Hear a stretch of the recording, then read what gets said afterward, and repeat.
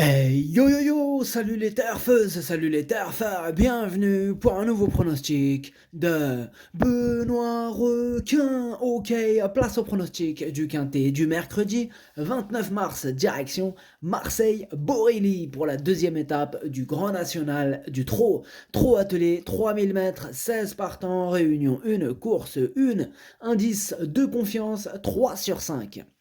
Petit retour sur le quintet du mardi 28 mars, c'est le 18 qui a joué les troubles fêtes. Ok, c'est parti, on commence le pronostic et on commence avec le numéro 1, Forest GD. On écoute l'entraîneur Romuald Maurice.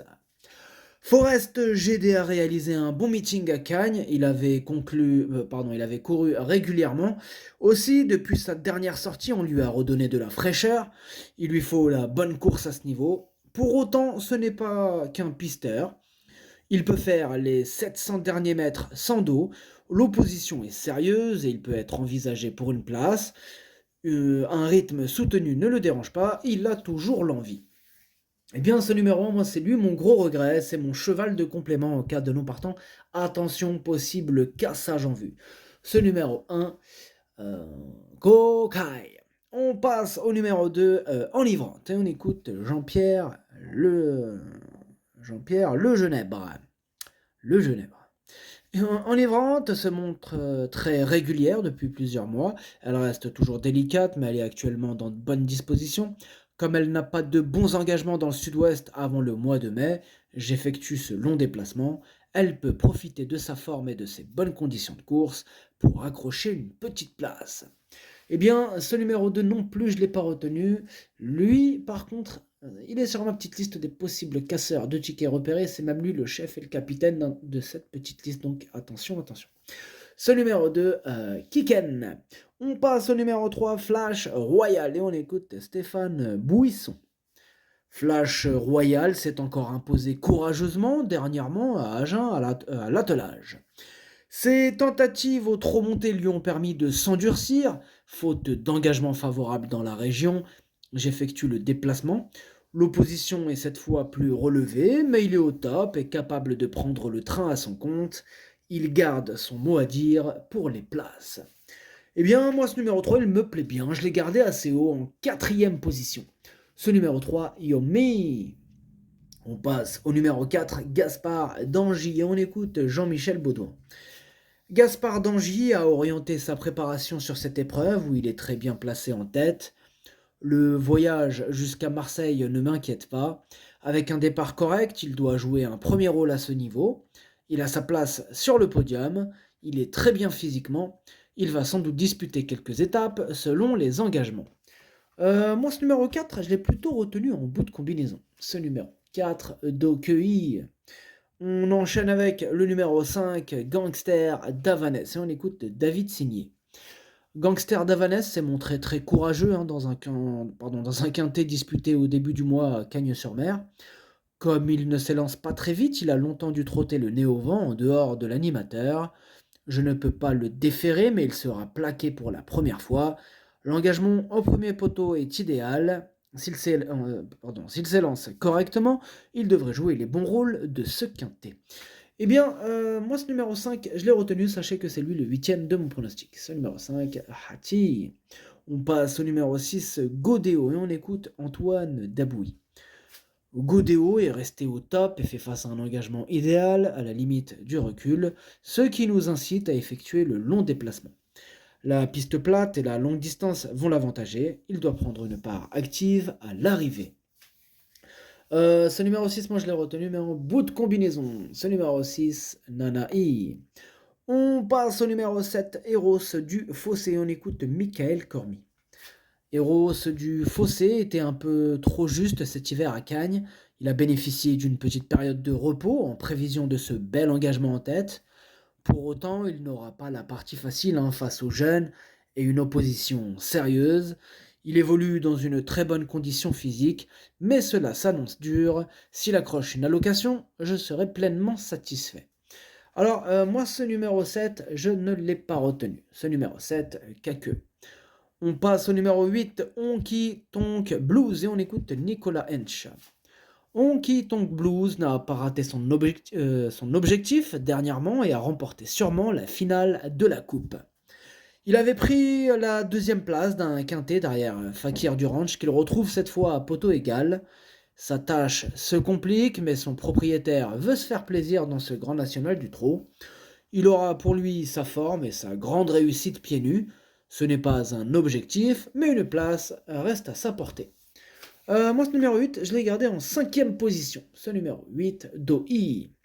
On enchaîne avec le numéro 9, Falco Berry. Et on écoute Yannick Alain-Briand. Falco Berry n'a pas démérité le 12 mars à Cagnes après être parti sur 2 foulées de galop. Sa prestation ensuite est assez bonne, mais il était loin dans le parcours. Il n'a pas trop d'engagement, aussi je le mets ici, au second échelon. Ce sera assez compliqué, il aura de meilleurs engagements à venir. Ici, il est en forme, mais sa tâche est ardue. Ce numéro 9, je ne l'ai pas retenu. Ce numéro 9, Caqueux. On passe au numéro 10, Divine Monceau, et on écoute Charlie Mautier. Divine Monceau est resté en bonne forme dans le sud depuis sa dernière sortie à Cagnes. Ce jour-là, elle aurait pu faire un peu mieux avec un déroulement plus limpide. Elle a 10 ans, elle fait ce qu'elle peut, elle doit subir et compter sur un déroulement favorable. Elle rend la distance, ce n'est pas évident. Il faudra un rythme soutenu pour espérer accrocher une 4-5e place qui me ravirait. Ce numéro 10, moi je ne l'ai pas retenu, mais il est quand même à l'arrière de ma petite liste des possibles troubles faits. On va lui accorder une petite note de méfiance. Ce numéro 10, Kiken. On passe au numéro 11, Eberton. Bon, on n'aura pas les commentaires de l'entraîneur, hein. Comme d'habitude, c'est Junior Guelpa. Lui, c'est un joueur de poker. Ouais. Donc, il nous met un emoji orange, hein. Lui, c'est chaque semaine une couleur. Cette couleur, cette semaine, il a choisi le orange. Mais personnellement, je ne suis pas dupe. Je l'ai gardé très haut en deuxième position. Ce numéro 11, Watashi ni Bameno Okiniri. On passe au numéro 12, Fakir du Ranch, et on écoute Yannick Alain-Briand. Fakir du Ranch a dû décliner la lutte début mars après avoir marché sur un caillou. Il n'a honoré son engagement, mais cela n'a pas eu des conséquences. Il n'a pu travailler rapidement ensuite. Il est bien à l'entraînement. Quand il est dans sa disposition, il est compétitif à ce niveau. Il rend la distance, mais il détient une bonne chance. Ce numéro 12, c'est tout simplement mon préféré et je l'ai installé en tête. Ce numéro 12, Okiniri. On enchaîne avec le numéro 13, Eros de Fleur, et on écoute Frédéric Pratt. Eros de Fleur a effectué une rentrée correcte au Croisé-la-Roche après avoir fait un break cet hiver. Il affiche une bonne condition physique. Avec ses gains, il faut voyager pour trouver les bons engagements. Il va se plaire sur la piste de Marseille-Borelli, et même s'il doit rendre la distance, les conditions de course restent favorables. Il devrait fournir une bonne fin de course et accrocher une place. Eh bien, ce numéro 13, c'est un regret, c'est mon deuxième cheval de complément en cas de non partant. Attention, ce numéro 13, Idomeno Kokai. On passe au numéro 14, 55 Bond, et on écoute Vincent Martens. 55 Bond est revenu au top à l'entraînement et me paraît aussi bien qu'au printemps dernier lorsqu'il alignait les succès.